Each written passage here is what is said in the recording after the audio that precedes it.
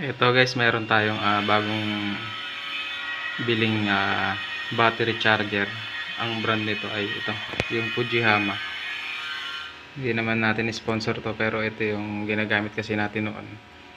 Kasi yung battery charger natin noong una nasira, yung 30 amperes. Kaya binili natin ito, 50 amperes. Ito yung 30 amperes na nasira na battery charger natin noon. Bali 5 years na to. 2018 pa nabili, tapos bumigay na rin sa katagalan na rin. 30 amperes lang yan, kaya pinalitan na natin. So ito yung binili natin, mas mataas yung amperes, mas ano siya, mas makakapag-charge siya ng malalaking battery. Yan, kasi ito yung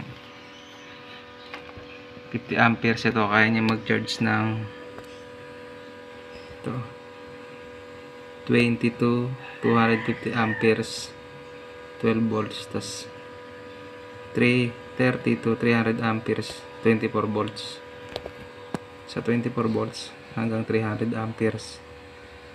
Yan. Tas ito naman sa start niya, 130 amperes. Ayan,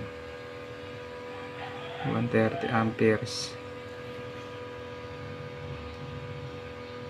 So yun, ito. Tapos mayroon siyang 12 selector na 12 volts, tas 24 volts. Ayan o. Kapag 24 volts, i-select nyo lang sa 24. Ayan. Tas ito yung fuse na 10 amperes na pumuputok yan kapag nagkakamali ng lagay. Nagkakabaliktad yung polarity, yung pagsalpak nito. Ayan, naputok yan.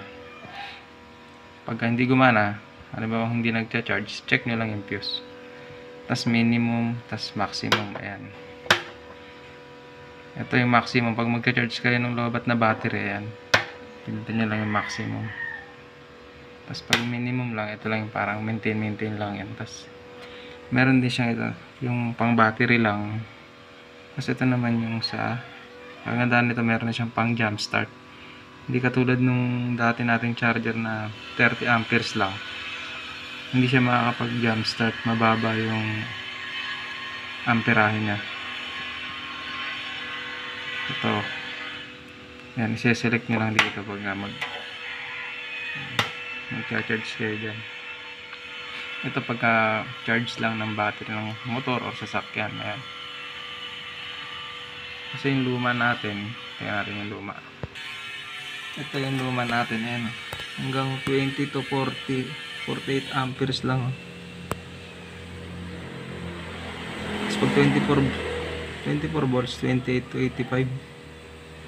Pagka 12 volts, 20 to 40 amperes lang. Pang motor lang talaga siya. Ayan o, baba to, 28, 20 to 48. Masyadong mababa itong 30 amperes na to. Tapos wala siyang pang jump start. Minimum, maximum, tapos 12 volts, yun lang. Hindi katulad nito. Ayan, hanggang 250 amperes yung kaya niyang kargahan. 250 amperes na battery. Tapos pag 24 volts naman, 300 amperes na battery. Tapos nakakapag jump start siya. Ayan, ayan, meron na siyang selector ng jump start. Wala lang siyang on off switch. So yun, malaki yung diferensya nila. Ito yung luma, masyadong pang motor lang, tapos hindi pwedeng pang jump start ng motor, pwede, pero sa mga 4 wheels like kotse, hindi siya pwede, masisira kasi masyado mababa yung amperahe niya, yung amperes niya. Hindi katulad nito, mas mataas. Yan, pagka mag-jump start kayo, hanggang 130 amperes siya. Ngayon, testing natin kung gumagana to. Check natin yung mga nilalabas niyang voltahe. Gamit tayo ng multi-tester.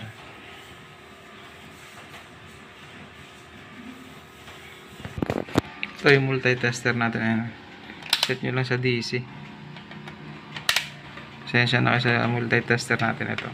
Maliit lang. Check natin kung gumagana siya lahat ito. Saksak muna natin. Tapos yung itim dito sa negative kasi may polarity yan. Tapos itong pula sa positive. Check natin yung reading. Naka 12 volts tayo. Tapos minimum. Yan, check natin.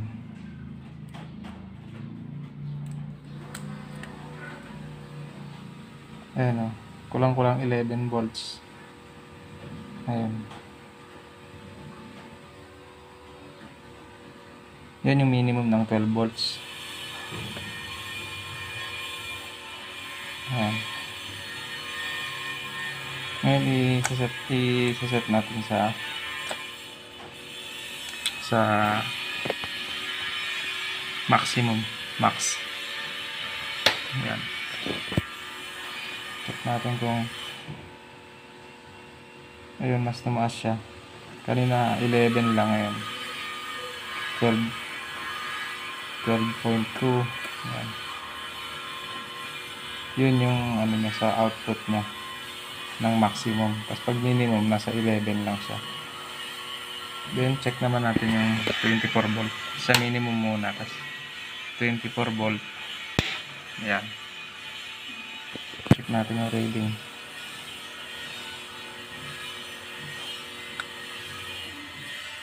Ayan, 21 point, almost 22 volts. Ngayon, yun na naman natin sa maximum.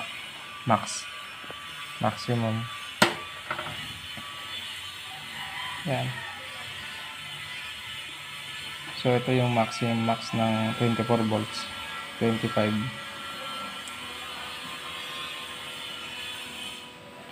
mahigit. Halos 26. So yun yung output nya. Then balik natin sa 12 volts. Testing naman natin yung ito yung jump start na minimum. Yung pang jump start 12 volts lang. Kasi madalas naman yung sa mga sasakyan sa kotse 12 volts lang yan. Check natin yung minimum nya. Mas mataas o 15 kasi nga i-jump start kailangan mas malakas yung amperahe ay yung voltahe. Ayan, 15.2 yung minimum pa lang yan ng jump start. Ayan, yung minimum pa lang yan 15.2 na. Kapag mag-jump start kayo mas malakas yung bigay ng mas malakas yung voltahe.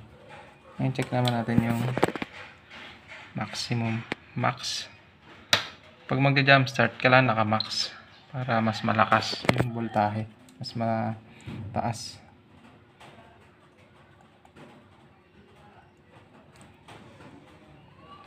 So yun, same lang siya. 15.2. Pagka minimum naman, hindi siya nagbago. Same lang yung binibigay niyang voltahe ng jump start. Pero mataas na siya sa 15 volts. Ayan.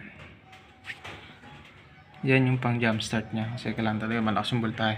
Check naman natin yung 24 volts. Sa minimum muna. Minimum 24 volts. Yan, 24 volts minimum. Yan, 31. Usually mas mataas talaga kapag yung pang jump start. Mas mataas yung voltahe binibigay niya. I-ano natin sa max. Ayan. Same. Minimum. Same. Minimum o maximum. Same lang siya. Sa pang jump start. Ayan. Same lang yung voltahe na nilalabas niya.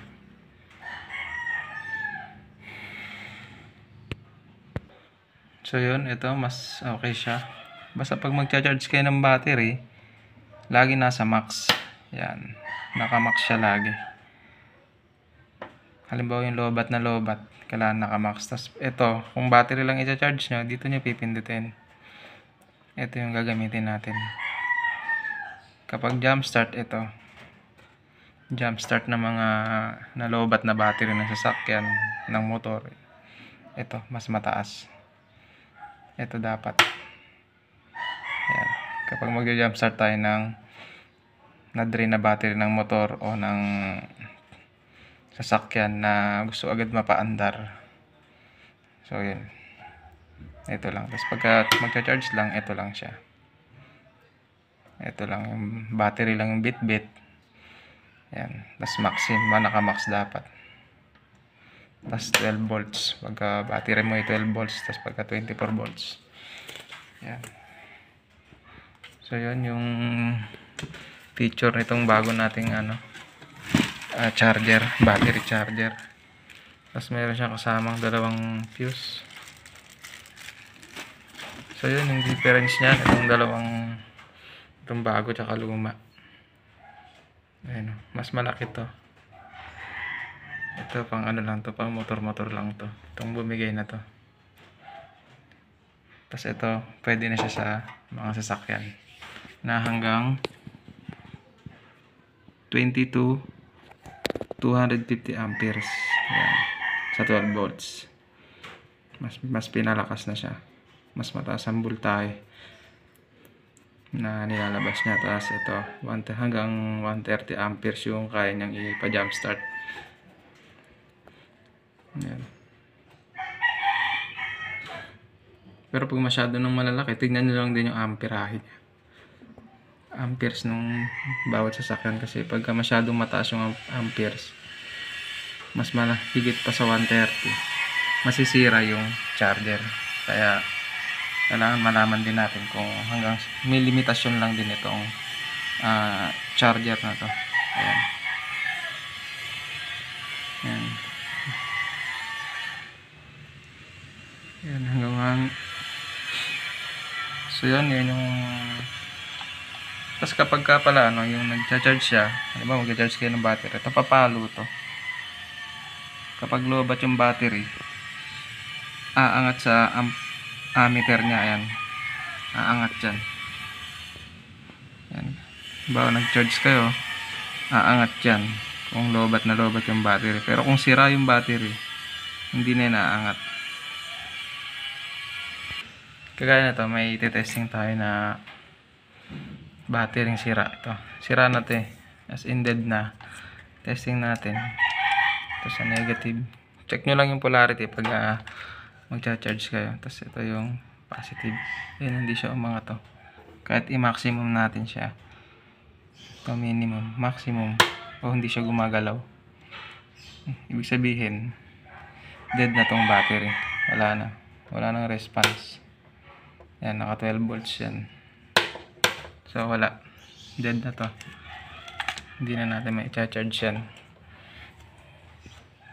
Then may testing tayo ng isa pang battery. Ito naman yung gumagana. Ito yung gumagana. Saksak natin dito sa negative. Tapos tingnan nyo, papalo yan. Yung maximum natin. Hindi, ito naman full charge naman yan sa minimum muna natin. Pansinin nyo yung ammeter niya. Ayun, tumaas tumaas siya. Ayan lang. Ayan, gumalaw siya. Pag maximum,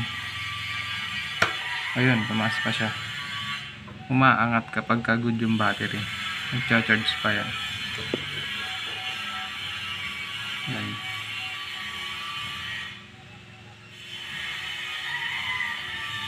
Kapag dead na, wala na, hindi na siya aangat. Hindi na papalo yung ammeter niya, itong metro niya. So yun, ganun lang pagka yung about sa battery charging. Yan, so ito good naman yung nakuha natin. Okay naman siya. At meron na tayong bagong battery charger na mas malakas ang voltahe, mas mataas ang ampere. So yun, maraming salamat sa inyong panonood at ingat kayo sa pagkalikot ng inyong motor. God bless sa inyo.